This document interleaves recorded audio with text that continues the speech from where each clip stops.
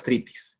O sea, esa capa viene a ser la mucosa del estómago que está en contacto con los alimentos, con los medicamentos y con ciertos agentes, en este caso microbiológicos, como puede ser, como es la bacteria del Helicobacter pylori, que vamos a tratar un poco más adelante.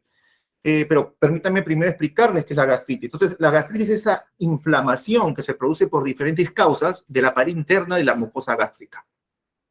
Entonces, vamos a identificar dos tipos de inflamación, la inflamación aguda y la inflamación crónica.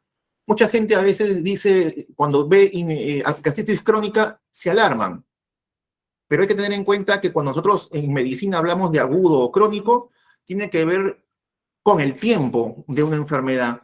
Si es muy prolongada, podemos hablar de cronicidad. Si es muy aguda, es un proceso mucho más corto. Y tiene también que ver con algunos alcances que tienen relación con hallazgos microscópicos cuando se analiza esa mucosa que está inflamada. Que son patrones de los tejidos muy particulares que son parte de la información que se da en las biopsias. Por eso lo que pasa es que muchos pacientes cuando tienen una biopsia que se le ha hecho una endoscopía, entonces se preocupan, dicen gastritis crónica, aguda, y si tiene Helicobacter pylori encima, más todavía. Por eso se trata justamente de explicar para que las personas también tengan idea de qué cosa es esto. Entonces, cuando hablamos de gastritis aguda o crónica, no hablamos de gravedad. Hablamos simplemente de un proceso que puede tener más o menor tiempo. Ahora, ¿cuáles son las causas de la gastritis? Entonces, acá vamos a enumerar varias causas de la gastritis. Una de las causas es el consumo excesivo de alcohol. Cualquier tipo de alcohol puede producir una irritación de esa mucosa gástrica. Otra causa son los alimentos picantes, los condimentos, lo que viene a ser la pimienta, por ejemplo, y comida muy condimentada, como parte de nuestra comida tiene mucho condimento, y eso puede también ir a un proceso inflamatorio de la mucosa gástrica. Siguiente, por favor. Y aquí va la parte de los agentes infecciosos, porque también lo pueden producir virus o bacterias. En este caso, el Helicobacter pylori, que es el motivo de nuestra charla, es un agente bacteriano. Ojo, es una bacteria. En el mundo de la microbiología vamos a identificar virus, bacterias, hongos, parásitos, diferentes tipos. Cuando hablamos del Helicobacter pylori, es una bacteria. Es un ser microscópico que es formado por una sola célula que al momento de entrar en contacto con la mucosa del estómago va a producir una inflamación. Y esa inflamación es la gastritis. Otras causas de gastritis son el uso de antiinflamatorios potentes y que por lo general la gente consume con facilidad y que puede ir a la farmacia a encontrar un medicamento de venta libre, como por ejemplo el naproxeno, el ibuprofeno, la aspirina misma, que son tomadas muchas veces como parte también de una protección cardíaca por problemas de coagulación, y otros como los corticoides, como la prednisona, que también irritan la capa mucosa interna. Otras son los agentes corrosivos, cáusticos, esos más que todo con ya motivos de repente suicidas, de personas que atentan contra su vida, que toman cáusticos, ¿no? Lejía, bueno, ya ese es un poco más aparatoso, ¿no? Y en general cualquier medicamento tiene la capacidad de poder producir cierto grado de inflamación de esa mucosa. Y finalmente, otro factor es el estrés, que es bastante conocido, pero que a veces no se le da la importancia debida para que pueda producir la gastritis. La siguiente. Entonces, acá en este cuadrito vamos a ver lo que habíamos hablado. Acá vamos a ver que el estómago va a ser alterado en su producción de ácido gástrico. Sabemos que en el estómago hay un ácido. Ese ácido es el ácido clorhídrico. Es un ácido muy potente que tiene la capacidad de producir las úlceras. ¿Pero por qué no las produce las úlceras? Vamos a ver más adelante por qué, siendo el estómago un órgano en el cual hay una sustancia tan potente, no le produce inicialmente heridas en el mismo. Pero eso vamos a verlo más adelante. Entonces, cuando hay demasiado ácido gástrico, producto de todos estos agentes, helicobacter, antiinflamatorios, alcohol, estrés, dieta, cigarrillos, se va a producir un daño en el estómago. Y vamos a ver más abajo que ahí están las capas justamente que hablábamos. La mucosa, que es la que se produce la gastritis, hay otra capa submucosa, una muscularis, y al final hay otra más. Cuando estas capas son lesionadas, se va a producir una herida o una llaga. Como ustedes van a ver ahí, se pierden esas capas y se forma una herida. Esa es la llamada úlcera gástrica o úlcera péptica, porque hay de dos tipos. La úlcera péptica es el nombre correcto. Entonces, ¿por qué se forma una úlcera? Por el daño que se produce por estos mismos agentes que producen la gastritis. También se va a producir una úlcera, una lesión en el estómago, pero ya es una herida, una lesión más profunda. Entonces, los procesos de acidez del estómago, hay niveles. Pueden producir gastritis, pueden producir úlceras, hemorragias y producir perforaciones incluso del estómago. Entonces, hay diferentes niveles y también aquí bajo un factor importante, el Helicobacter pylori, que vamos a ver un poco más adelante. La siguiente, por favor.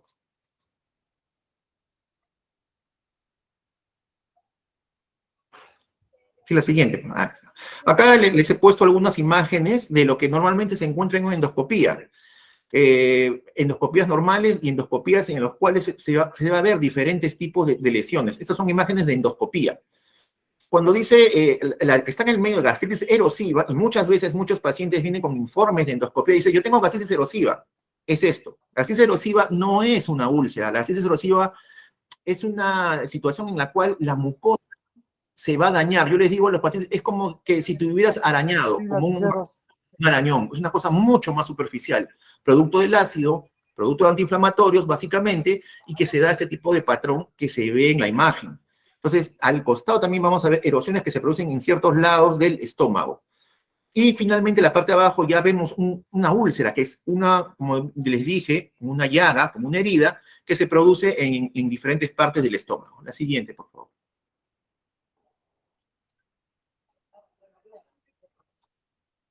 Entonces, quedamos las úlceras, son entonces áreas que se pierde la mucosa y la submucosa, o sea, llagas que se forman en el estómago. Entonces, hay que poder diferenciar de lo que es la gastritis y lo que es una úlcera.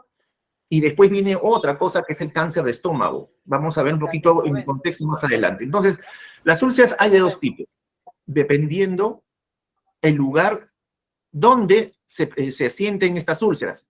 Si la úlcera es en el estómago, será una úlcera gástrica. Si es en el intestino, la primera porción se llama úlcera duodenal.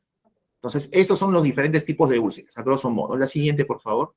Doctor, disculpe que lo interrumpa. ¿Me escucha? Tenemos una consulta antes de pasar porque creo que el tema de las imágenes que ha mostrado creo que ha generado curiosidad en alguno de los ponentes, de los invitados. Sí, claro. Más adelante creo que Carlos Lozano creo que quería una pregunta, o si no, para continuar.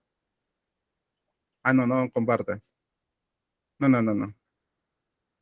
¿Tiene una pregunta por ahí? O si no, continuamos, pero parece que me ha sacado el campo.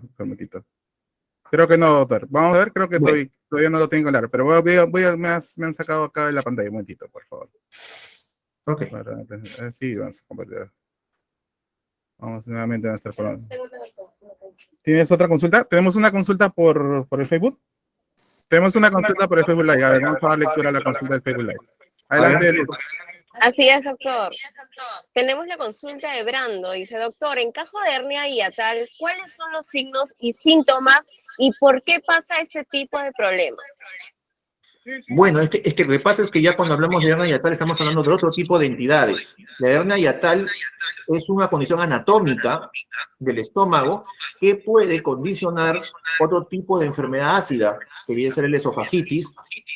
O sea, produce reflujo y el reflujo puede producir esofagitis. Ese ácido regresa hacia el esófago y produce una sensación, una quemadura que es la esofagitis, pero en realidad es escapa a lo que nosotros estamos viendo en ese momento en el tema. Es otro tema. Esofagitis, hernia hiatal, es una enfermedad ácida, pero es diferente de lo que estamos hablando. Ok, doctor. Bueno, seguimos entonces con la ponencia. En todo caso, disculpe, doctor, en todo caso hubieran algunas preguntas, si tuvieran, ahí está, tenemos una consulta, ahora sí. A ver, buenas tardes. ¿Por qué un paciente diabético insulino independiente sufre de reflujo constante, doctor? Carmen nos hace esa pregunta. No sé si está asociada al tema, pero a ver, lo atendemos. Bueno, vamos a atenderlo. A ver, lo que pasa es que los pacientes diabéticos, a la larga data, pacientes que son diabéticos de mucho tiempo, tienen problemas con el movimiento intestinal y gástrico. Entonces, tienen un tiempo en que el estómago se llena de alimentos y no progresa hacia abajo. Los movimientos intestinales y gástricos son más lentos y eso produce llenura. Y la llenura, a su vez, puede tener tendencia a que el paciente sufra de reflujo. Esa es la causa. Ujú. Una consulta más, doctor, antes de conseguir. ¿Qué complicaciones puede causar la gastritis en el embarazo, doctor? No, es que justamente vamos a tocar ese tema en un momento sobre la gastritis más adelante y vamos a ver que la condición del embarazo en sí no lo va a afectar. Es como cualquier persona que está o no está embarazada, eso es lo de menos. Lo que podemos de repente avanzar un poco Sí, y de claro. repente ir solucionando estas inquietudes de parte del público. Ok, ok, doctor. Bueno, entonces retomamos y de ahí nos hacemos un momentito porque también como le comentábamos, esto se está transmitiendo por el Facebook Live y también están llegando preguntitas por ahí. Sigamos avanzando con la ponencia, doctor, Sí, porque ok. está interesante, tenemos bastante conectados. Ujú. ¿Estamos en síntomas? Sí, ¿Sí? ok. Muy bien. La siguiente. Sí.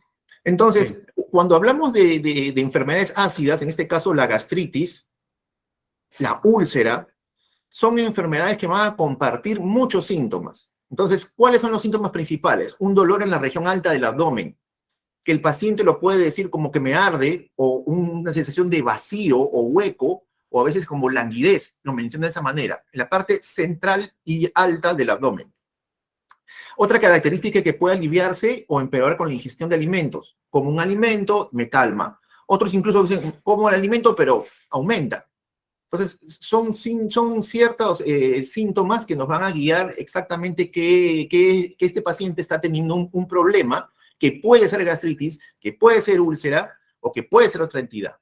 Entonces, este tipo de síntomas puede aparecer en cualquier hora del día, pero sobre todo si despierta al paciente durante la madrugada, eso sí ya es un síntoma que es muy importante que nos debería llevar a buscar atención médica, porque eso es un síntoma de ya un poquito de severidad.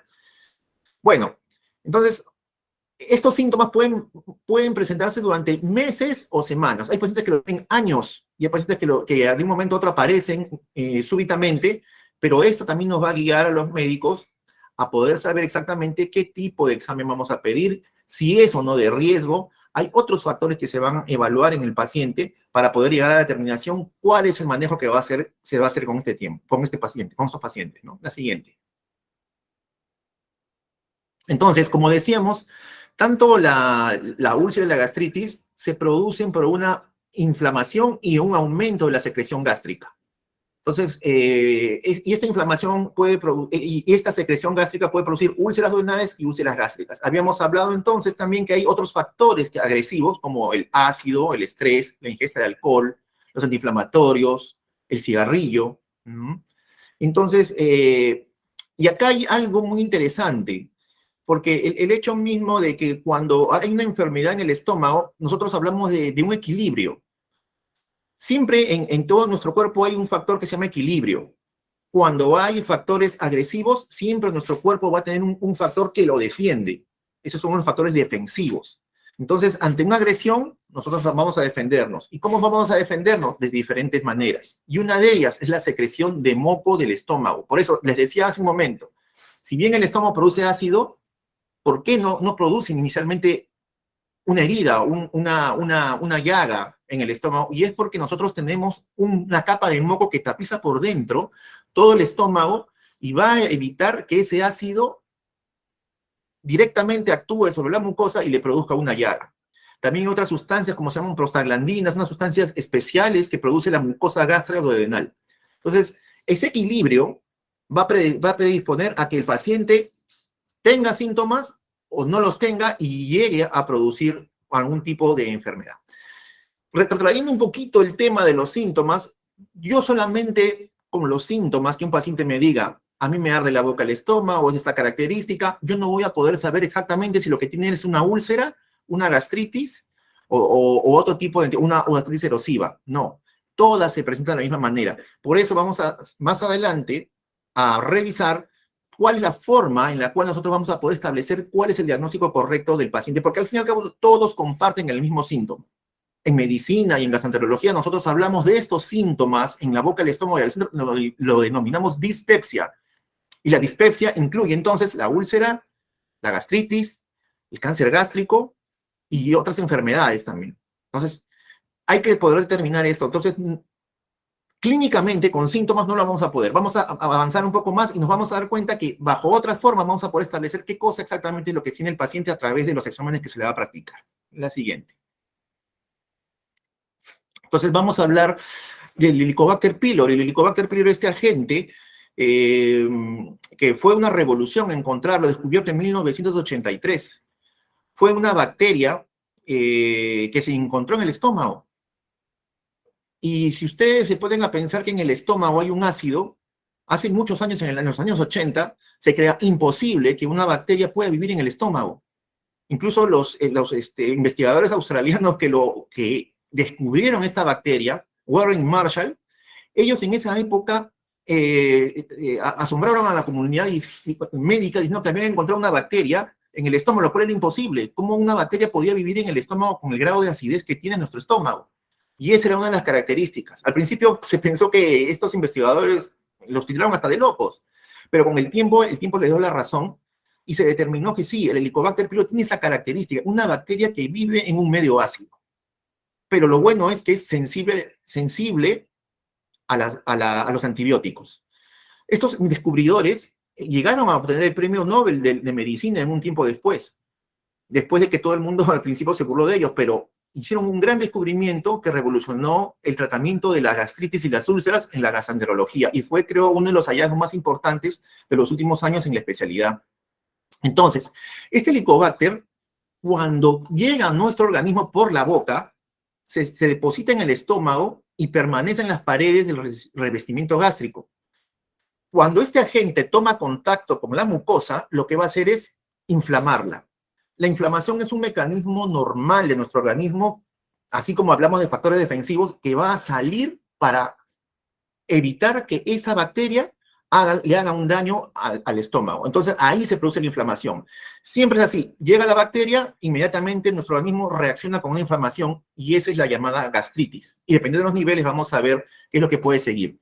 Entonces, si a esta inflamación se le suma el ácido, los otros factores agresivos que hemos comentado, y después de muchos años, incluso cuando hay un fondo genético, yo tengo familiares de repente que tienen cáncer de estómago, puede ese paciente llegar a un cáncer de estómago.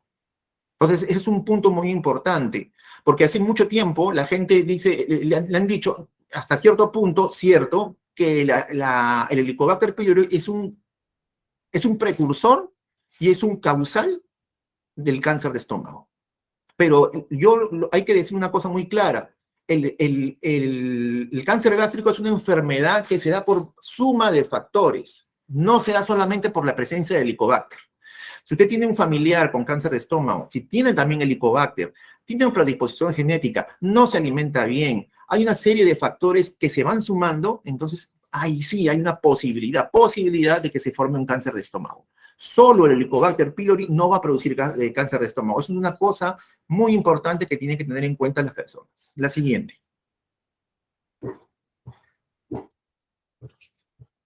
Esta es una imagen microscópica del Helicobacter pylori, ¿no? Siento para que tengan el conocimiento. No es una bacteria común, es una bacteria muy particular.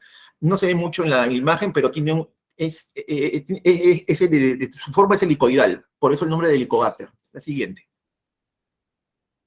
Entonces, vamos a ver entonces cómo se hace el diagnóstico, cómo vamos a poder establecer si es una gastritis, si tengo Helicobacter. Vamos a resolver unas preguntas aquí que son de importancia para el público. Entonces, ¿cómo detectamos si verdaderamente tengo una enfermedad ulcerosa, si tengo una gastritis? Muchas veces pacientes les hacen exámenes de sangre para determinar anticuerpos y vienen con resultados, me han salido positivo o me han hecho en heces. Entonces, esta forma de determinar si uno tiene Helicobacter no es muy confiable, porque lo que detectan este tipo de exámenes es simplemente que usted ha tenido contacto en algún momento con la bacteria, pero no que lo tiene en ese momento. Es una forma de inmunidad, es una forma de respuesta que nuestro organismo ha tenido frente a la bacteria, y no son muy confiables en realidad. Otra forma de poder determinar si uno tiene Helicobacter es a través de una prueba del aire expirado. Esa prueba se llama test de aliento. Usted respira y a través de esa, es una prueba no invasiva, una prueba en la cual usted respira y se va a dar cuenta si sale positivo o negativo, si tiene el Helicobacter. Y esa es una de las formas más adecuadas y más claras de poder determinar exactamente si el paciente tiene o no un Helicobacter. La otra forma bastante confiable es hacer biopsias. La biopsia no es otra cosa que cuando uno entra con endoscopía, entra al estómago, un tubito por la boca, se le anestesia la garganta, y se introduce este equipo como una manguera, y por el medio se saca, a través de una pinza especial larga, se saca un pedacito, unos pedacitos de la capa interna del estómago para analizarlas en el microscopio. Y ahí vamos a poder ver si hay Helicobacter, qué tipo de inflamación hay y algunas otras características que son de importancia para el pronóstico del paciente. Entonces, la mejor forma de poder determinar el Helicobacter son dos tipos: biopsia gástrica y a través del estudio de test de ureasa o test de aliento. Entonces, hay otras formas, exámenes de saliva y orina, pero en realidad no son muy sensibles y son poco utilizables. Pero tenemos que tener en cuenta que endoscopía y el test del aliento son las mejores formas de poder determinar exactamente si el paciente tiene o no Helicobacter. La siguiente, por favor. Entonces, acá vemos cuál es el proceso, cómo se realiza una endoscopía. Acá vemos el endoscopista hacia el lado izquierdo, vemos cómo se produce a través de se introduce este aparato que es un endoscopio, que es como una manguerita, como del ancho más o menos de un dedo, del dedo meñique, y se ingresa y se pueden ver todo por dentro, el estómago, la mucosa, el esófago, el estómago y la primera parte del intestino, y vamos a ver si está tapizada de alguna lesión, de algo, y podemos tomar diferentes muestras, ¿no? La siguiente, por favor. Entonces, acá hay una pregunta, entonces. Si yo tengo Helicobacter, ¿se justifica investigar esta bacteria si está en todas las personas? Hay una cosa muy importante. El Helicobacter pylori es una bacteria que el 80% de la población lo tiene. Pero no todos los que tienen Helicobacter hacen síntomas. Y eso es una cosa muy importante. Entonces, ¿vale la pena investigar si esta bacteria está presente en las personas que no tienen síntomas? Pues le digo, el 80% lo tienen, pero no todos tienen. Por eso, la siguiente, por favor. Entonces, el Helicobacter vive en el agua contaminada. Entonces, de acá se va a la tierra y se pasa sobre los alimentos. Entonces, llega al organismo de las personas.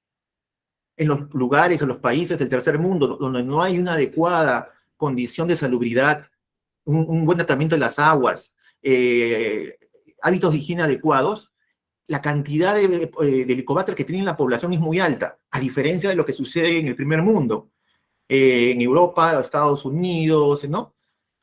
Allá, por ejemplo, es lo contrario. El Helicobacter tiene una baja incidencia, llega al 30-35%. En nuestros países del tercer mundo llega a casi a un 80%. Entonces, cuando hablamos de una incidencia global, en todo el mundo, el 50% de la población tiene el Helicobacter. Pero repito, no todos hacen síntomas. Entonces, ¿cuál es el reservorio natural del Helicobacter? Las heces.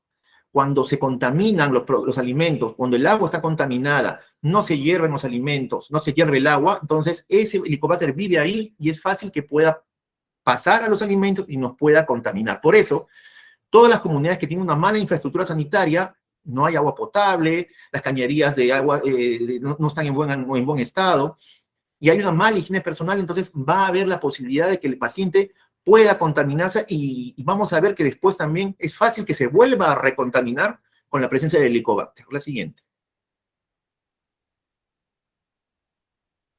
Entonces, eso es lo que les hablaba un momento, que en los países latinos y en general los países pobres llega al 80%.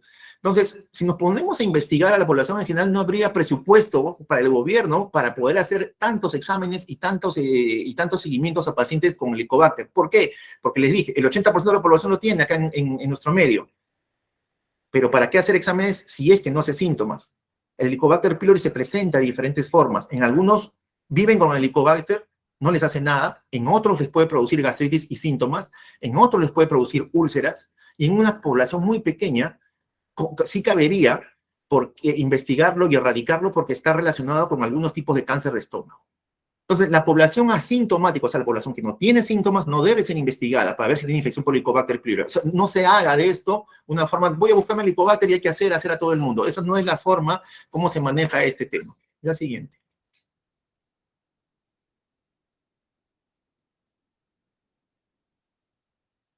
Entonces, acá vamos a excepciones. ¿En quién sí se puede hacer? Si yo tengo un paciente que tiene un antecedente de cáncer gástrico, en ese sí tengo que buscarlo. Porque ya hemos hablado que el Helicobacter más el factor familiar hay una posibilidad que el paciente pueda desarrollar un cáncer gástrico. Y en esos casos, para prevenir, si yo tengo un antecedente con un familiar que ha tenido cáncer de estómago, sí debo hacerme la prueba, sí tengo que buscar el Helicobacter y sí tengo que eliminarlo, ¿no? Y si en algún momento dado de una endoscopía yo he tenido un paciente que le he visto ciertas lesiones que son llaman premalignas previas y que en el tiempo pueden desarrollar cáncer de estómago, es necesario buscar el Helicobacter y eliminarlo para evitar el riesgo de que ese paciente pueda desarrollar un cáncer de estómago. La siguiente. Entonces, ahora hay otra pregunta. No tengo síntomas, ¿ya? Tengo la bacteria y requiero endoscopía. Es lo que sucede muchas veces, ¿no? Muchas pacientes, como les digo, viven con la bacteria y no tienen ningún síntoma. La siguiente, por favor. Entonces, debe recibir tratamiento como una de las varias terapias reconocidas como efectivas contra esa bacteria y no se debe realizar endoscopía. Esa es la conducta por lo general. Entonces, no es necesario estar haciendo endoscopía. Primero que la endoscopía es un procedimiento invasivo y debe ser reservado para cierto grupo de personas. En este caso, si el paciente lo requiere así, se puede intentar una terapia antibiótica. Dijimos, hay una combinación de antibióticos que son efectivas contra el Helicobacter pylori. La siguiente.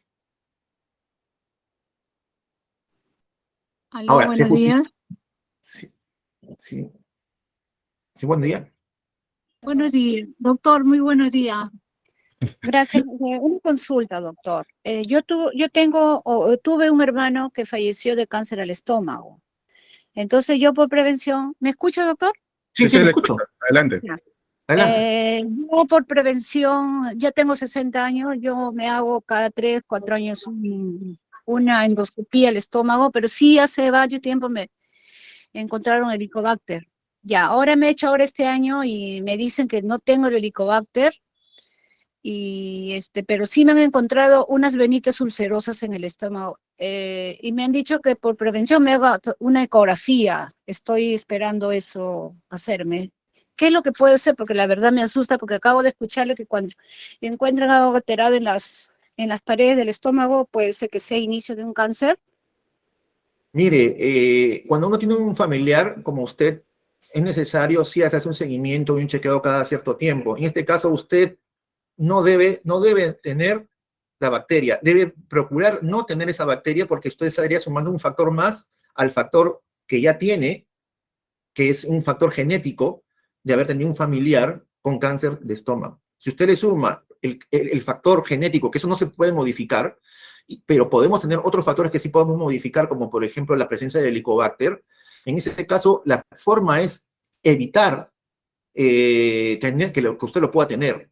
Pero hay formas cómo hacer el seguimiento. Una de las cosas más prudentes podría hacerse test de aliento cada año, o si hay síntomas y molestias, en ese caso justificaría hacerse endoscopía. Porque también, cuando uno hace endoscopía, puede ahí ver internamente algunos tipos de lesiones que pueden ser sugestivas y pueden ser materia de ser un seguimiento más estrecho para el paciente. ¿Ok? Ya, doctor.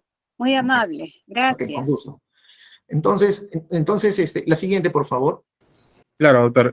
Recordarles solamente al público que está sintonizándonos en este momento que al término de la ponencia vamos a tener un tiempo suficiente como para poder hacer todas las preguntas. Tenemos bastantes preguntas en el chat y también en el Facebook Live. Les rogaríamos que sigan dejando sus preguntas, que vamos a leerlas todas las que fueran posibles. Que para eso estamos con el doctor acá, hoy día presentes.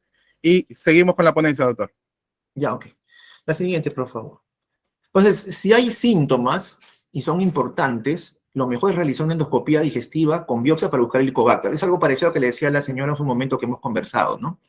Entonces, paciente con síntomas muy importantes, o sea, no cualquier síntoma, si son síntomas importantes, y tiene un antecedente, digamos, como por ejemplo de cáncer gástrico, o ha tenido anteriormente el Helicobacter, y los síntomas son muy, muy molestosos para él, es mejor hacer una endoscopía, buscar si hay algún daño, y de esa forma se le hace el seguimiento al paciente.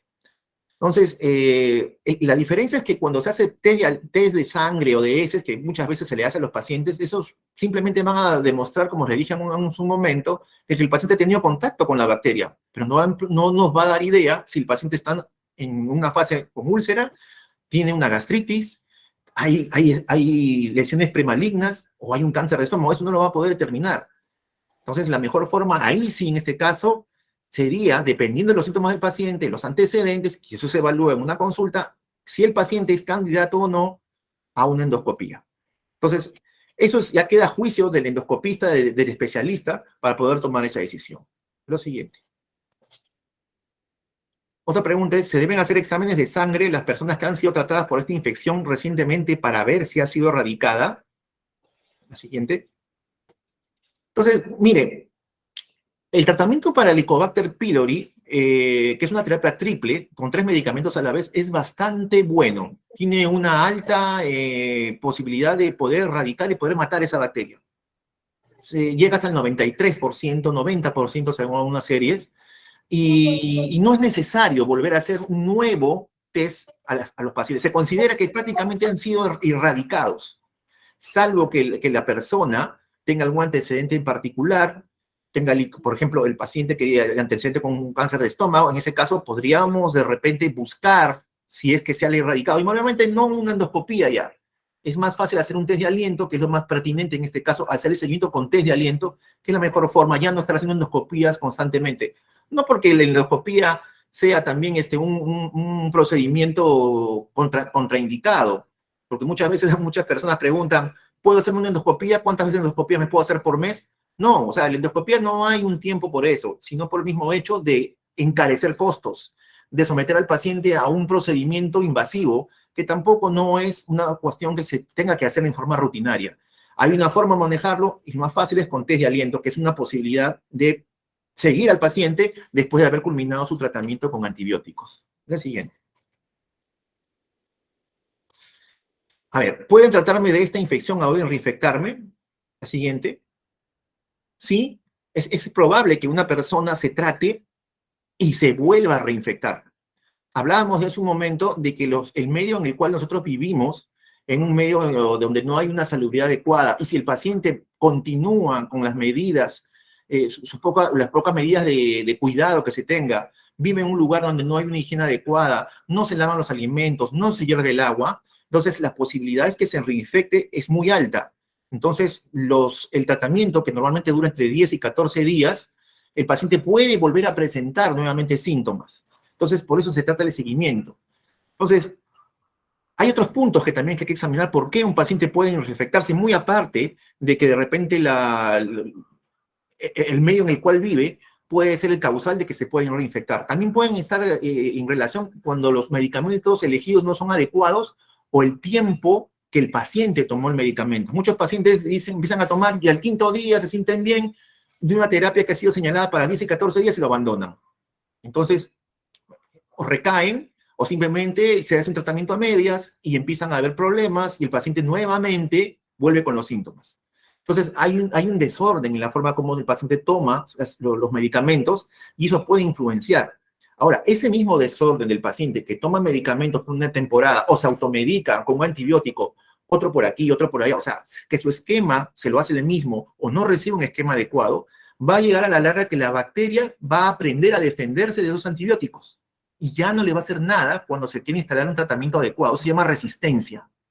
Y esa resistencia tiene el problema de que ese paciente va a necesitar antibióticos más potentes, más costosos, y eso también es un problema de salud pública, porque ya los medicamentos iniciales que se usaban para tratar, que eran más baratos, más sencillos, ya no les va a hacer nada, y vamos a tener que tener la posibilidad de usar medicamentos más caros, más costosos, y que tienen más efectos también negativos para el paciente.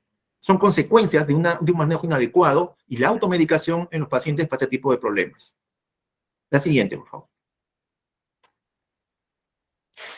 Entonces, si la infección persiste, se hará un nuevo tratamiento, utilizando otro esquema de medicinas. Eso es lo que hablábamos. Cuando el paciente fracasa en el primer tratamiento y hemos visto que hay un fracaso o se ha vuelto a reinfectar, es lo mejor dar un tratamiento, pero con más medicamentos, dosis diferentes y duración distinta.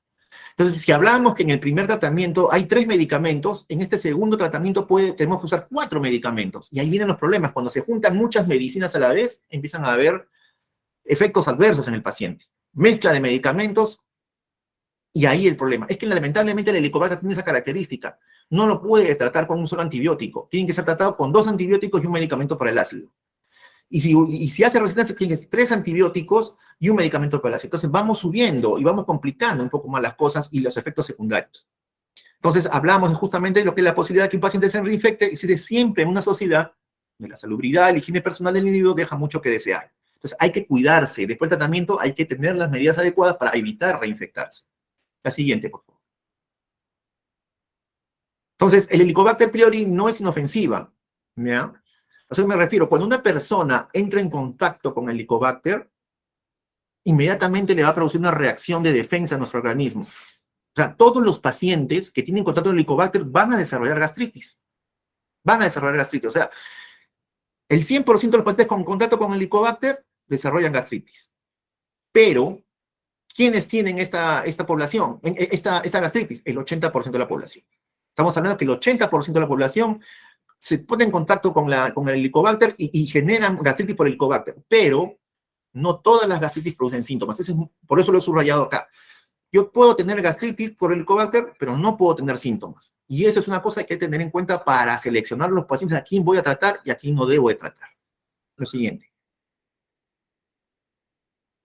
Entonces, ¿justifica entonces que nos hagamos pruebas de laboratorio o endoscopías las personas sin síntomas para buscar la bacteria?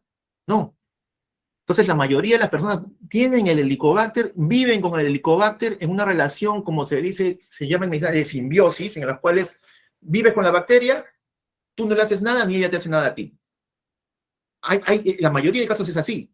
Mucha gente tiene el Helicobacter y no les produce nada. Y nunca supieron que lo tuvieron. Lo tienen por mucho tiempo. Entonces, se trata a los pacientes con antecedentes, que tienen síntomas, y que en el transcurso del tiempo puede, ojo, no es obligatorio, puede desencadenar un cáncer de estómago con los años. Entonces, no se trata a todos los pacientes con Helicobacter, solamente a los pacientes sintomáticos y con algún antecedente de importancia. Lo siguiente. ¿Por qué esta bacteria en algunas personas produce solo gastritis, en otras gastritis y úlcera, y en otras gastritis y cáncer de estómago? Esa es la variable. ¿Por qué? ¿Por qué, siendo la misma bacteria, produce diferentes grados de presentación en los pacientes? La siguiente. Entonces, hablamos que el desarrollo del cáncer es multifactorial, es sumatoria de factores. Tengo 2, 3, 4 factores, se suman, y eso produce el cáncer de estómago. Entonces, el hecho que yo sola tenga el Helicobacter, les reitero, no va a producirle cáncer gástrico. Si yo sumo factores, sí. Y cuando hablamos de factores de riesgo, y decimos factores de riesgo, es un riesgo, posibilidad, no es obligatorio. Entonces, se van sumando esos factores y el resultado va a ser que la posibilidad mayor o menor de poder desarrollar un cáncer de estómago. Entonces, tenemos que tener en cuenta que el Helicobacter pylori hay cepas más dañinas que otras. Es como decir, y es un ejemplo que yo le pongo a los pacientes a veces, cuando yo tengo, el Helicobacter es como una familia, y cada miembro de una familia de repente tiene un carácter diferente. Hay personas que son más agresivas, personas que son más tranquilas, personas que son intermedias, y el Helicobacter es así, se llaman cepas. Y hay cepas más agresivas que pueden producir gastritis o úlcera, y otras no, viven con el individuo toda la vida. Y también hay un factor, el factor defensivo. Si nuestro organismo tiene un buen sistema defensivo, comemos frutas, verduras, tenemos una salubridad adecuada, nos cuidamos de no comer cosas contaminadas, entonces vamos a tener una tolerancia mayor, nuestro organismo va a estar mejor adaptado para evitar la progresión de la enfermedad producida por el Helicobacter pylori. La siguiente. Entonces hablamos de la inmunidad. ¿Qué es la inmunidad? La inmunidad se basa en la capacidad de nuestro organismo de defenderse ante esta bacteria. ¿Cómo lo hacemos? Por la genética, porque nosotros tenemos una capacidad que viene ya heredada de padres a hijos, de poder defendernos adecuadamente, y nuestro estado nutricional. Y eso es algo que nosotros podemos manejar. La alimentación adecuada y todas estas cosas importantes para poder evitar justamente que progrese la enfermedad y pueda llevarnos más allá a aparecer úlceras, gastritis y todo eso. Hablamos de nutrición adecuada, antioxidantes, comida sana, frutas frescas, sobre todo alimentos ricos en vitamina C. Y por el contrario, evitar los alimentos que son agresivos y peligrosos, como son los salados, los ahumados y malos hábitos de alimentación. Lo siguiente.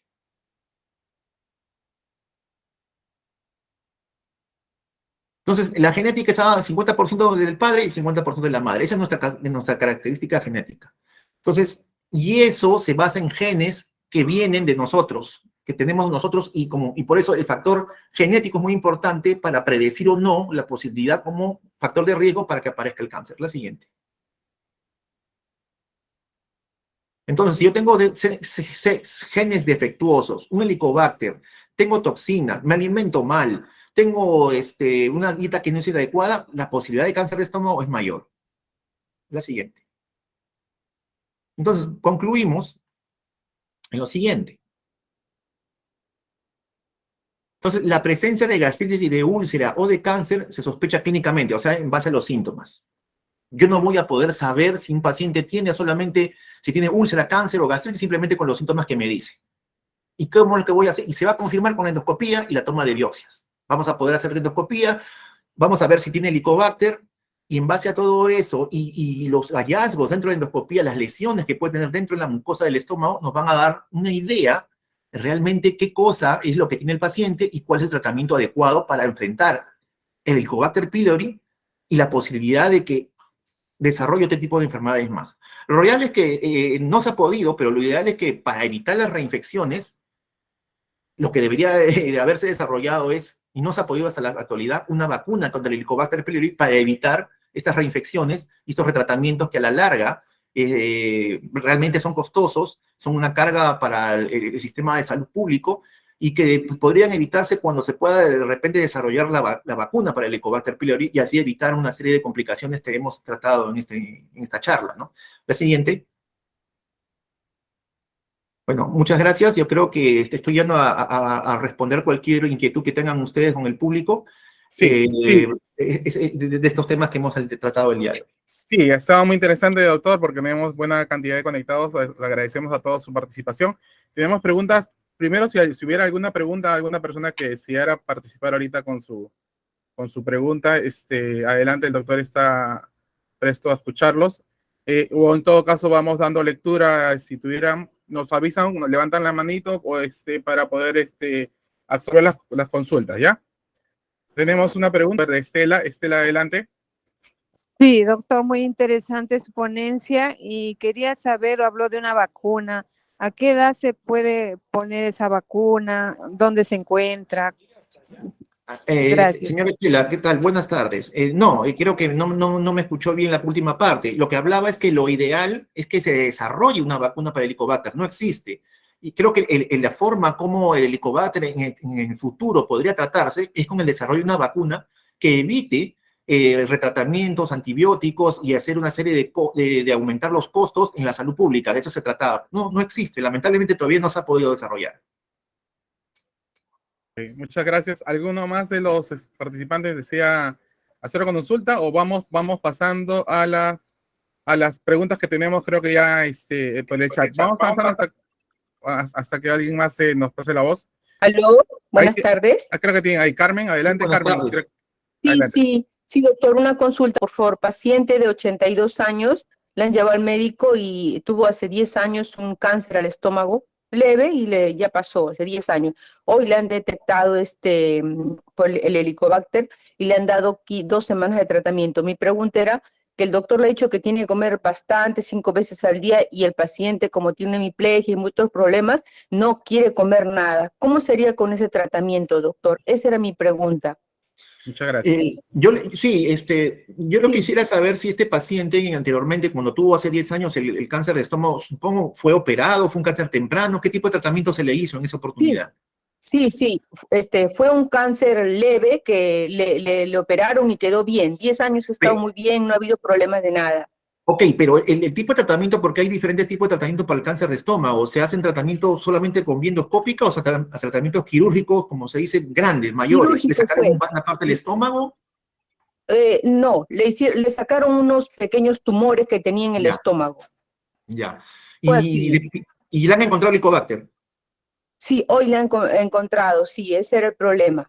Y le han dicho que tiene que comer, así como le digo, separado, regular comida, pero él tiene un ACV, problema coronario, varios diagnósticos, y no quiere comer, solamente vive durmiendo, y esa es la pregunta, ¿cómo se podría hacer con ese paciente? Bueno, en este caso ya supongo que por el estado del paciente ya lo que usted comenta va a ser muy difícil hacer una endoscopía, porque lo ideal hubiera, si el paciente hubiera estado en capacidad de hacer una endoscopía y verificar exactamente cómo se encuentra su estómago por dentro. Si eso no se puede, entonces definitivamente hay que tratar el Helicobacter con un tratamiento que deben haberle dejado, y lo otro, Sí, si el sí, le han paciente dado. no tiene la capacidad de poder alimentarlo por una zona nasogástrica, una zona que se pone en las narices al estómago con algún tipo de licuado o un tipo de sustancias nutritivas para él, ya que el Ah, paciente no puede deglutir. Ujú, ya, eso podría decir, ya. ujú. Y ayudándole por la sonda, porque él come Claro, por vía oral, pero ¿cómo se llama? No quiere comer. O sea, no, hay pues como por una eso, si el depresión paciente no porque no habla quiere, nada, no habla. claro, va a ser difícil, es mejor que se le alimente por una zona nasogástrica, es una alternativa. Ujú. Ok. Bien, doctor, voy a dar esa alternativa, a ver, ¿ya? Ya, ok, Muchas ok, gracias. Ok. gusto. Interesantísimo su ponencia, muchas gracias. Tenemos otra pregunta, creo. Tenemos a Eduardo, creo que si quieren hacer preguntas. Eduardo, ¿tienes la mano levantada? O si no, pasamos con la siguiente pregunta. Sí, Sí, adelante, doctor, ¿me adelante, escuchan? Eduardo. Sí, Sí, señor Eduardo, buenas tardes. doctor, buenas tardes. Mi consulta era la siguiente. Yo me hice un examen de rutina a la sangre y me salió Helicobacter pylori. Entonces, fui al gastro para hacerme una endoscopía y me sacaron la biopsia. Y la doctora me dijo que no tenía Helicobacter, que sí tenía gastritis, pero no Helicobacter. Entonces, sin embargo, me dio un tratamiento en medicinas de Pantocid y Supramotin por 21 días, por 3 semanas. Entonces, ¿tengo Helicobacter pylori o no lo tengo? Si ya me hice la endoscopía, entonces, ¿qué hago, doctor? ¿Cuál es el siguiente paso? Porque igual tengo algunos dolores en la barriga, ¿no? A pesar que estoy tomando en el estómago, a pesar que estoy tomando las medicinas, me ha bajado un poco la intensidad. ¿Cuál es su ¿Mm? recomendación, doctor? Mire, como usted tiene síntomas y se le ha hecho una endoscopía que aparentemente es negativa, porque en la endoscopía yo asumo que usted no le han encontrado ni úlceras, no le han encontrado una cosa mayor. En este caso, lo correcto sería hacer el tratamiento que la doctora le está dando, porque aparentemente lo que usted tiene es una gastritis, pero no por Helicobacter. Cuando a usted le sale positivo esa prueba en sangre, lo que lo determina es simplemente que usted en un momento ha tenido contacto con el Helicobacter, en un momento de su vida usted ha tenido contacto con la bacteria, pero no la tiene en este momento. Entonces, el otro paso es hacer la endoscopía y verificar realmente si usted la tiene. Como le dije en la ponencia, la mejor forma de determinar es con biopsia o con test de aliento. Si la biopsia, bien tomada en un lugar adecuado, que los gastroenterólogos sabemos dónde tomarla, y teniendo en cuenta algunos antecedentes del paciente, y teniendo en cuenta todo eso, sale negativa, entonces estamos hablando que su gastritis puede ser debido a otros factores. Había que ver antiinflamatorios, medicamentos, alimentos o hasta estrés. Y usted debe ser, sí, recibir el tratamiento que la doctora le está dando por esas 3 semanas y tener una nueva reevaluación para ver cómo sigue. Muchas gracias, doctor. Muy Con bien. gusto. Muy bien, doctor. Doctor, vamos a dar lectura a algunas preguntas antes que nos gane el tiempo. Creo que esa ya la mencionó. ¿Helicobacter es causa de cáncer? Creo que eso ya lo mencionó, doctor. Ujú. Sí, Eh, sí, adelante, claro, doctor. es un factor. Es un factor. Lo que pasa es que, como les dije en la ponencia, el Helicobacter solo no va a producir cáncer. Cuando se suman a otros factores, genético, alimentación, y esas cosas, puede, tampoco ni es obligatorio, hay una posibilidad mayor. Eso hay que tener en cuenta, pero el Helicobacter solo no lo va a hacer. Ya, creo que esa es la pregunta de Eduardo que había mencionado, ¿no? Tenemos una pregunta. ¿Alguien más quiere hacer una pregunta? Por favor, para seguimos dando lectura. Giovanni, Doctor, una preguntita. sí, Buenas adelante. tardes. Buenas tardes. Buenas tardes, doctor. Una pregunta, mire, yo tengo mi papito de 85 años. Hay momentos que para su estómago flojo y a Sí, veces para abre tu micrófono. estreñido. Él tiene una operación ya de muy joven, él tiene una tripa plástica y a veces en la noche, ahora último, ya para lleno, él ya no quiere comer, come su almuerzo, pero ya no, o sea, te come poco. Carne, no come pollo y el pescado, ¿no? Pero no le gusta comer así como antes. No sé, yo tengo miedo si en caso él tuviera Helicobacter. A ver, tengo entendido que al señor le han operado y le han extirpado un segmento, un pedazo de intestino, y le han Sí, puesto una porque bolsa de colección. Una tripa plástica tiene él fue operado de las úlceras. ¿Ya? ¿Y Y a qué raíz pasó el Sí, tiempo y él normal, ¿no? Pero también como, bueno, a veces él tomaba, pero el doctor le decía que no puede tomar así tragos cortos porque eso le debilita la tripa. Entonces, bueno, él dejó, ¿no? Pero mi preocupación es ahora último, que a veces se afloja el estómago y para estreñido también, a la vez. O sea, ya. hay tiempos que se estreñe, se afloja el estómago. Y cuando ya está bien, él come, ¿no? Pero no come una porción, esto, come muy poquito, come. Y más quiere ensaladas, nada más. Es como si quisiera que le refrescaran el estómago. Ya. Yo Mire, quiero saber si... el Helicobacter pylori en sí en general no está relacionado con el estreñimiento ni con la diarrea, son cosas diferentes, pero por el antecedente del señor que anteriormente ha tenido un problema en el estómago, aparentemente una enfermedad ulcerosa, tiene una edad ya de más de 80 años, sería bueno hacerle una endoscopía, buscar el Helicobacter y erradicarlo. Eso sería lo más conveniente en el caso de él. Ujú. Ah, ya, doctor, muchas gracias. Con gusto. Doctor, tenemos preguntas a través del Facebook Live. Sí, Sí. activa Luz, por favor, porque también se ha habido bastante preguntas. Luz, adelante. Así es, doctor. Muchas gracias por su ponencia. Tenemos consultas a través de Facebook. Tenemos a Patricia que nos comenta: buenos días, doctor. ¿Qué examen puedo hacer si se presenta un grado de constipación severa sin resultado de soluciones como Miralax, Magnesol? Bueno, es un tema que está un poquito fuera de... No, pero el tema es primero ver el contexto del paciente, por qué, si es un paciente joven, es un paciente mayor, tipo de alimentación, qué condiciones médicas tiene previas. Eso hay que evaluar en un paciente. No todos los pacientes son iguales. Eso ya se maneja en base a un contexto de qué cosa, por qué presenta esto el paciente. Y en base a eso, ensayar un tipo de tratamiento en particular. No es cuestión de simplemente a todos le doy lo mismo, ¿no? Entonces, algo debe haber pasado con ese paciente y según la edad, practicarle algún examen de repente. Si tiene estreñimiento, ¿por qué? Hacer una colonoscopía, una sigmoidoscopía. Por eso es muy relativo justamente simplemente con los datos que me da. Y bueno, y yo creo que sería bueno de todas maneras que se pueda examinar en un consultorio y ver cuáles son los exámenes que más le convienen a este paciente, ¿no? Gracias, doctor, por el alcance. Pasamos a la siguiente consulta. Ella indica: mi hija de 2 años, ¿qué puede recomendar? Ella tiene constipación crónica, le doy Glicolax. Si eso no le hace efecto, ella come frutas y toma demasiado líquido. Bueno, el helicobacter en los niños es diferente en su presentación a los adultos, ¿no? En los niños sí se presentan cuadros de diarrea, de cambios de posición.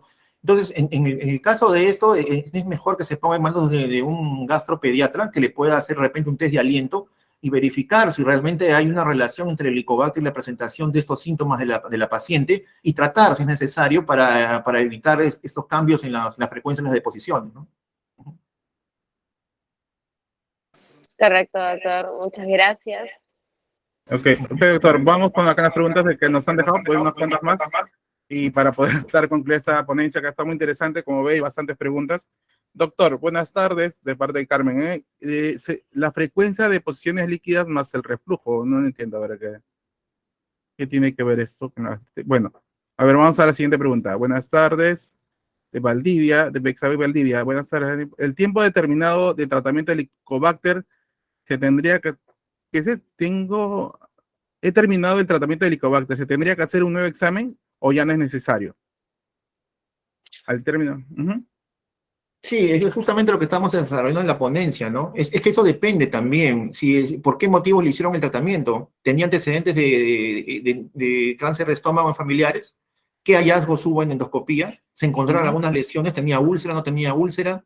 ¿Qué hallazgos hubo en la biopsia? En base a eso, la edad de la paciente. Entonces, en base a eso yo puedo recomendar retratar o mejor dicho, hacer un seguimiento para ver si el paciente tiene o no Helicobacter.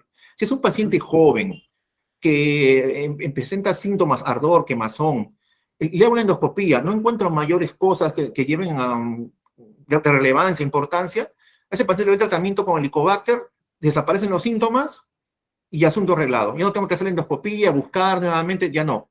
Pero a diferencia de un paciente, por ejemplo, mayor, un adulto mayor, que tenía antecedentes de cáncer de estómago, que ha sido un estómago operado, que ha sido un paciente que ha tenido en la endoscopía algunos hallazgos de sospechosos y tiene Helicobacter, en ese paciente sí tengo que buscar, encontrarle el Helicobacter, tratarlo y después de eso ver cómo sigue y la posibilidad de hacer el seguimiento porque son pacientes muy diferentes, o sea, son los dos espectros de los pacientes, ¿no? Entonces, no podemos decir a todos por igual, por eso dependen las características de cada paciente para, según eso, buscar y retratar, si es necesario, o sea, individualizar cada paciente, ¿no? Ok, doctor, creo que tenemos ahí a la señorita Carla, creo que nos está levantando la mano, quiere intervenir. A ver, tenemos a Carla. Sí, adelante, Carla. Doctor, buenas tardes. Sí, ¿cómo está? Doctor, Buenas tardes. buenas tardes con todos.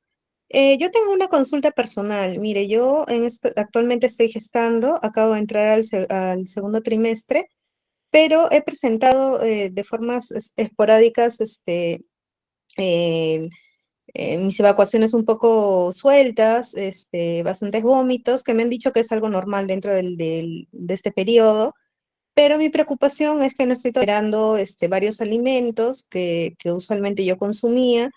Adicionalmente a eso, pues yo ya he sacado una interconsulta con gastro porque me preocupa el hecho de no tolerar varios alimentos y más por la condición que estoy presentando en estos momentos, que es una gestación. Entonces, podría tratarse de una gastritis y en ese caso sería recomendable tomar el tratamiento con los antibióticos y realizarme una prueba. A ver, una consulta. Primero, ¿primer hijo? ¿Es la primera vez? ¿Primer Sí, es bebé? la primera vez. Sí, primer bebé. Bueno, entonces hay que tener en cuenta que las madres primigestas, que es el nombre, reaccionan diferente a las que tienen ya 2 o 3 embarazos anteriormente. Entonces, existe una entidad que se llama la hiperemesis gravídica, que si bien ocurre en el primer trimestre mayormente, los pacientes no tienen una tendencia a no responder tan adecuadamente como es una madre que ya tiene 2, 3 o 4 hijos, o 3 o 4 embarazos. Entonces son mucho más sensibles a esto. Se relaciona con un trastorno de tipo hormonal. Entonces y hay otro factor muy importante que no se está, de repente, no se han dado cuenta, pero es el hecho que cuando a medida que el abdomen va aumentando de tamaño y el feto va creciendo, entonces va empujando el estómago hacia arriba y la capacidad gástrica es menor. Entonces, aunado a ese factor, que hay menor capacidad gástrica, incluso el ángulo del estómago se angula más, entonces pueden aparecer náuseas, se va a llenar rápido, puede aparecer vómitos incluso, y una poca capacidad de tolerar los alimentos. Cuando hablamos de gastritis, realmente recordemos el síntoma, el ardor, la quemazón, la sensación de vacío, la sensación de hueco en la boca del estómago. Si es así, entonces lo que tendría que hacerse en ese caso, si ese fuera el caso, habría que buscar el Helicobacter, y en este caso lo que podría hacerse es un test de aliento. Si hay esos síntomas, se podría de repente dar algún tipo de tratamiento, pero yo creo que como está gestando, sería ser un poco más cauto por el uso de antibióticos. Claro que los usos de antibióticos sobre todo se restringen sobre todo en el primer trimestre, pero hay medicamentos que todavía estudios médicos no han probado que puedan producir algún tipo de interferencia y daños con el embarazo, y es preferible tener una conducta un poco más expectante. Y lo que se puede dar y se da por lo general son antiácidos suaves que puedan ayudar a la mamá de repente a controlar más los alimentos, a que puedan tolerar, sobrellevar mejor esta etapa. Y después, ya cuando acabe el embarazo, ya podemos hacer de repente endoscopía, tratamientos si tiene Helicobacter, hacer otro tipo ya de búsqueda y terapia en base a los hallazgos que se encuentran en la mamá que ha terminado ya su periodo de gestación, ¿no? Muchas Muchas gracias. gracias, doctor. Okay. Muchas gracias. A ver, tenemos la mano de Estela. Estela creo que ya la hemos atendido su consulta. De Sonia creo que también hemos atendido su consulta. Creo que vamos al Facebook porque todavía tenemos un par de preguntas más en el Facebook. Luz, adelante. Sí, doctor, tenemos una consulta de parte de Hernán. Dice, doctor, buenas tardes. ¿El Helicobacter se puede contagiar mediante besos? Sí, claro, porque justamente una de las cosas que hablábamos era que se contagia a través, primero, de compartir hasta utensilios mal lavados. Se ha determinado que el Helicobacter pylori existe incluso en la placa bacteriana que se forma en los dientes o en la boca. Y si no hay una adecuada higiene, es fácil que una persona, que es la pareja, pueda contagiarlo fácilmente. Se dice que incluso si uno tiene el Helicobacter, es muy probable que todo el entorno familiar que vive con él y que sigue las mismas formas de convivencia y de salubridad, puede ser que todos tengan. Es lo más probable, ¿no? Sí, es factible que se pueda contagiar a través de ese medio. Correcto, doctor. Muchas gracias. Te pase, Ujú. Cristian. Ok, listo. Tenemos, creo que esta pregunta de Elizabeth. Tengo mi mamá de 79 años y sufre de gastritis. Nunca quiso hacerse una biopsia por miedo, pero sí en sangre que le salió que era negativo. Se hizo unas pruebas de sangre, ¿no? Ella toma medicamentos como omeprazol, que está tomando, le sigue doliendo el estómago y cambia a otro medicamento sucesivamente. Incluso pantrazol de 40 miligramos ha llegado a tomar estos medicamentos, le sigue doliendo el estómago, por lo que se entiende de la pregunta, y vive con ese dolor muchos años. ¿Cuál sería la atención en este caso, doctor? Claro, es una paciente ya adulto mayor y lamentablemente hay personas que le tienen mucho temor también a la endoscopía y a la biopsia, ¿no? En este caso, lamentablemente si la paciente no se le puede obligar a hacer una endoscopía. Si la paciente no quiere hacerse una endoscopía, corremos el riesgo de que de repente hasta puede tener un cáncer de estómago porque es una paciente adulto mayor. Entonces, lo único que acá cabe es, primero, hacerle un tratamiento de los síntomas. Sin embargo, también cabe la posibilidad de que este paciente se le pueda hacer detección del Helicobacter y si tiene Helicobacter, tratar el Helicobacter. Esa es otra alternativa. Pero para ello, el paciente debe tener por lo menos 10 días sin tomar ningún medicamento para el ácido. Y a veces eso también no sabemos saber si el paciente puede tolerar 10 días, si se ha acostumbrado y tiene mucho dolor a esa prueba, porque tiene que haber un espacio. El Helicobacter, para ser detectado, necesita ciertos requerimientos. Uno de ellos es que el paciente no tome ningún medicamento para el ácido durante 10 días y hacerse la prueba de aliento. Si es que no se quiere hacer endoscopía. Esa sería la alternativa. Pero no toleraría. El paciente podría estar 10 días sin tratamiento para eso. Por eso, había que valorar. Lamentablemente, pues los pacientes tienen un miedo infundado, porque ahora las endoscopías, los pacientes lo sedan por completo, las biopsias indoloras, no se siente absolutamente nada, y el paciente se despierta y ya se logran datos muy importantes como haciendo una endoscopía, que eso sería realmente la conducta correcta con el paciente, ¿no? A ver, doctor, seguimos con la siguiente pregunta para poder concluir. Mónica Quispe, la doctora, nos dice, los inhibidores de la bomba de protones, ¿por cuánto tiempo se debe indicar? A ver, si hablamos, estamos hablando de gastritis, a ver, los inhibidores de bomba de protones son los medicamentos que normalmente se usan para disminuir el ácido, son unos potentes inhibidores de la cantidad de ácido que se produce en el estómago, dependiendo de para qué la vamos a usar. Por ejemplo, para úlceras gástricas y para tratamiento de Helicobacter hay esquemas de 10 y 14 días. Pero para los casos en los cuales hay la llamada gastritis por estrés, las llamadas dispepsias o estos síntomas ácidos, los tratamientos pueden llegar hasta 2 meses. O sea, con un intervalo de 1 mes. O sea, al mes doy el tratamiento, vuelvo a sedar al paciente y finalizando los 2 meses, tomo la decisión de seguir dando o disminuir la dosis. Eso sí hace una parte de un manejo. Pero hay un tiempo determinado. Uno tampoco no puede tomar indefinidamente omeprazol por mucho tiempo, porque también tiene efectos también adversos. Hay que ser también mesurados con el tipo de manejo, dependiendo para qué se requiere el omeprazol y para qué tipo de terapia, para qué tipo de entidad. De eso tenemos que tener en cuenta. En base a eso se establece el tiempo del uso del medicamento. A ver, vamos a seleccionar un par de preguntas más porque ya se nos está ganando el tiempo, doctor. Ha sido muy interesante el tema, como venimos repitiendo. Hay uno que dice, creo que también es una pregunta que también yo tenía en mente. ¿Cuál es la recomendación entre omeprazol y ranitidina? Me imagino que en el caso de los pacientes con gastritis, ¿no? Sí. ¿Cuándo usar ranitidina y cuándo usar omeprazol, doctor? A ver. Lo que sucede es que en el tiempo, las terapias, los medicamentos han evolucionado en el tiempo. Como dijimos hace muchos años, fue una innovación de pensar que había una bacteria que producía las úlceras y la gastritis. Y eso no era una cosa que no se podía entender. Y se decía incluso que era simplemente por el estrés o porque comías mal. ¿Y cuáles eran los primeros medicamentos que se usaban hace muchos años? se usaba la leche fría, la leche helada, se usaban los antiácidos, y por ahí apareció un medicamento que era la ranitidina. Pero con la evolución y los conocimientos a través del tiempo de la enfermedad, se produjeron medicamentos mucho más potentes, unos que otros. Y ese es el omeprazol. El omeprazol y todos sus derivados, que hay pantoprazol, rabeprazol, esomeprazol, varios medicamentos emparentados, inhibidores de la bomba de protones, que son potentísimos inhibidores del ácido, que son muy superiores a la ranitidina. Es más, la ranitidina casi ya no se usa para el tratamiento de las enfermedades acidopépticas, se ha prácticamente dejado casi de lado en comparación con los medicamentos que han surgido en los últimos años, como el omeprazol y sus derivados. Muchas gracias, doctor. Y bien, muchas gracias a todos los participantes por haber dejado sus consultas. Vamos a culminar con esta pregunta de Linley que dice, ¿qué tal es la efectividad de prueba rápida del Helicobacter pylori? Perdón, ¿cómo dicen? ¿Qué la efectividad? ¿Qué tal es la efectividad de la prueba rápida del Helicobacter pylori? Sí. La otra forma es que también a través de la endoscopía, al mismo se hace la biopsia y se pone un pedacito de esa muestra en un reactivo.